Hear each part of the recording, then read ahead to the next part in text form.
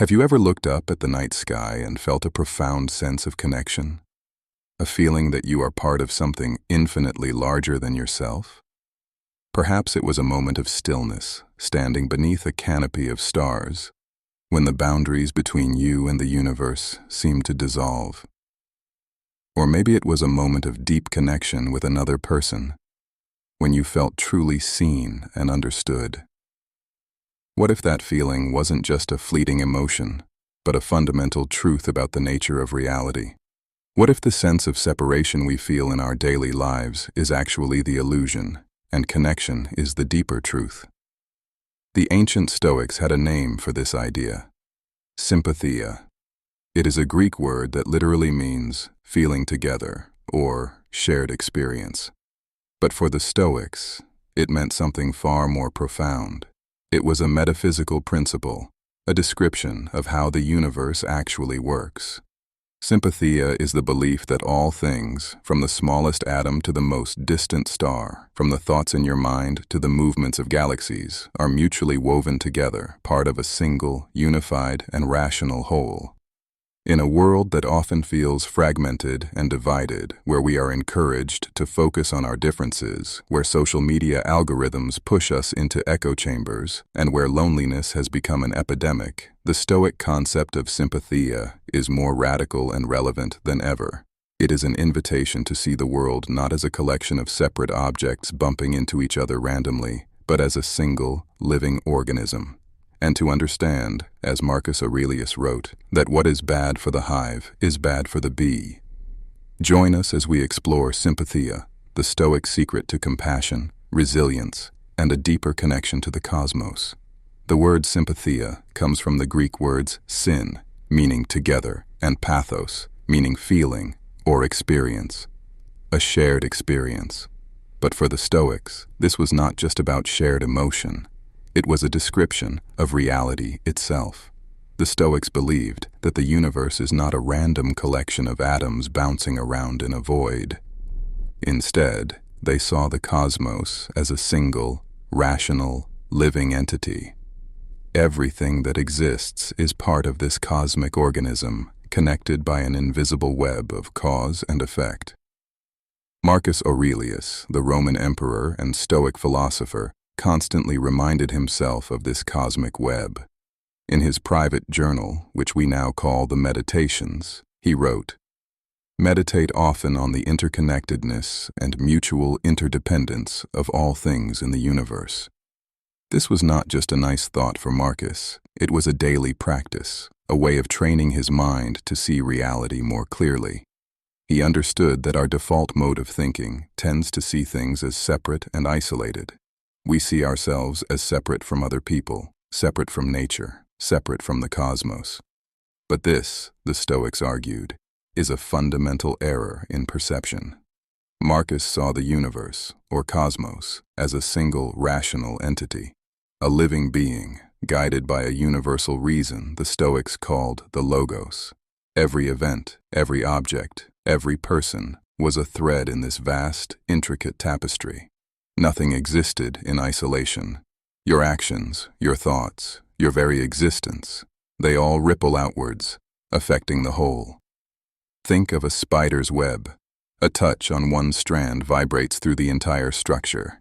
The spider at the center can feel the movement of a fly caught on the other side of the web. The Stoics believed the universe worked in the same way. This wasn't just a beautiful metaphor.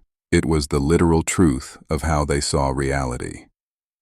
Modern physics, interestingly, has come to similar conclusions. Quantum entanglement shows us that particles can be connected across vast distances, their states correlated in ways that seem to defy our ordinary understanding of space and time. Ecology shows us that ecosystems are complex webs of interdependence, where the removal of one species can cascade through the entire system. Even economics demonstrates how a financial crisis in one country can ripple across the globe. The Stoics, 2,000 years ago, intuited this interconnectedness without the benefit of modern science. They arrived at it through careful observation and philosophical reasoning. If the entire cosmos is interconnected, what does that mean for us as human beings? How should we treat each other if we are all threads in the same tapestry? The Stoics argued that this cosmic connection implies a deep moral kinship. We are not just threads in the same web. We are bees in the same hive. We are all fragments of the same universal reason, the Logos. Each of us carries within us a spark of the divine fire that animates the cosmos. This is why Marcus Aurelius wrote one of his most famous lines, "What injures the hive injures the bee." Think about that for a moment. When you harm another person, you are not just harming them. You are harming the whole of which you are a part. You are, in a very real sense, harming yourself. It is like a hand deciding to injure the foot, forgetting that they are part of the same body. The hand may feel a momentary satisfaction, but the body as a whole suffers, and eventually, so does the hand. This insight transforms how we think about ethics. For the Stoics, virtue was not about following arbitrary rules. It was about aligning yourself with the nature of reality. And the nature of reality is interconnection. To act virtuously is to act in accordance with this truth. To act viciously is to act as if you were separate, as if your actions had no consequences for the whole. This idea was the foundation of Stoic cosmopolitanism, the belief that we are all citizens of the world. Our primary allegiance is not to our city, our tribe, or our nation, but to the entire human community. The Stoics were among the first philosophers to articulate a truly universal ethics, one that transcended the boundaries of culture and nationality. As Seneca, another great Stoic philosopher, wrote, "We are all members of one great body. Nature has made us relatives when it begot us from the same materials and for the same destinies." Seneca was writing in the 1st century AD in a Roman Empire that was deeply hierarchical and often brutal. Slavery was commonplace. Women had few rights. And yet, Seneca articulated a vision of human equality and kinship that was radical for his time and remains challenging even today. This perspective transforms how we see others. The person who cuts you off in traffic, the difficult co-worker, the political opponent, they are not your enemy. They are your kin. They may be acting out of ignorance, fear, or pain, but they are still part of the same human family. As Marcus would say, teach them or endure them. But never forget that they are part of you, and you are part of them. Practicing Sympatheia is not just a moral exercise. It is also a powerful psychological tool. The Stoics developed a meditation technique known as the view from above that helps cultivate this cosmic perspective. Here is how it works. Find a quiet moment. Close your eyes. Imagine your consciousness lifting out of your body. You see yourself from above, sitting or standing in your room. You see the furniture, the walls, the ceiling. Now keep rising. You see your house from above, then your neighborhood. The cars look like toys. The people look like ants. Keep rising. You see your city spread out below you, the streets and buildings forming patterns. Keep rising. You see your country, the coastlines and mountains. Keep rising. You see the continents, the blue marble of Earth suspended in the vast, silent darkness of space. From here, you cannot see the borders between nations. You cannot see the conflicts and divisions that seem so important on the surface. You see only one planet, one home, one humanity. From this perspective, how big are your problems now? The argument you had with your spouse, the deadline you're stressed about, the anxieties that keep you up at night. How significant are they in the grand scheme of the cosmos? This is not to say your problems are meaningless. Your life matters. Your struggles are real. But this cosmic zoom out places them in their proper context. It reminds you that you are part of a story that is much, much larger than your own. The view from above fosters 3 crucial qualities. First, resilience. When you see your problems from a cosmic perspective, they become more manageable. You realize that you have faced difficulties before and survived. You realize that this too shall pass. Second, humility. When you see yourself as a tiny speck in an infinite universe, it becomes harder to take yourself too seriously. Your ego shrinks. your sense of self-importance diminishes. And paradoxically, this is liberating. You no longer have to carry the weight of being the center of the universe. Third, connection. When you see the Earth from space, you feel a sense of kinship with all of humanity.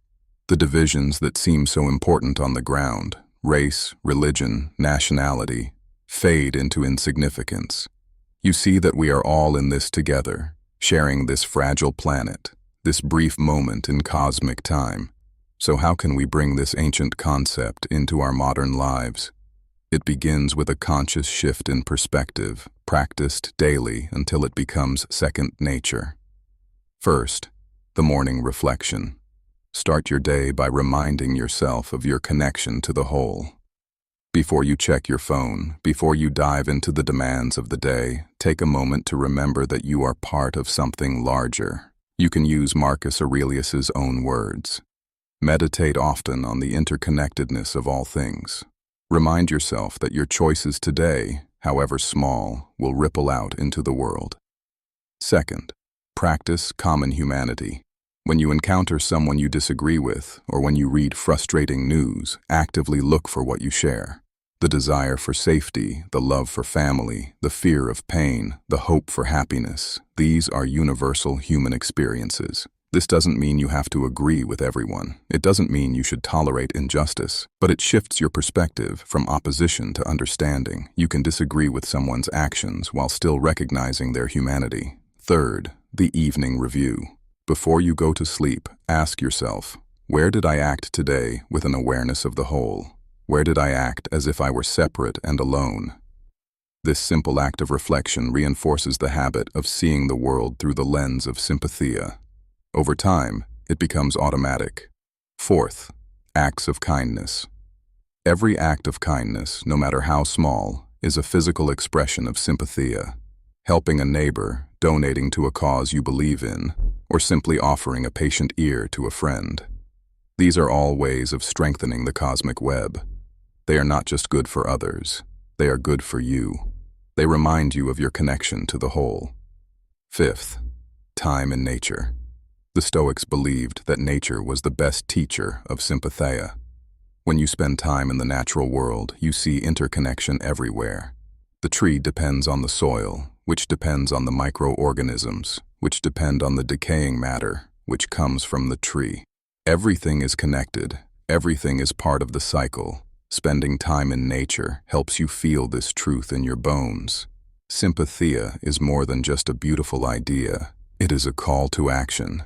It is a recognition that we are not isolated individuals, but participants in a grand cosmic dance. It teaches us that our own well-being is inseparable from the well-being of others.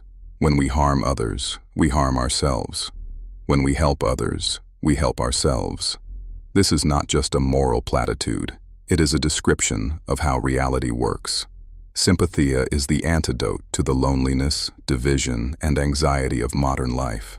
In a world that constantly tells us we are separate, that we must compete, that we are alone in our struggles, sympatheia whispers a different truth. You are connected. You belong. You are part of something infinitely larger and more beautiful than you can imagine. To live with sympatheia is to live with purpose, with compassion, and with a profound sense of belonging. It is to understand that you are a vital thread in the magnificent tapestry of existence.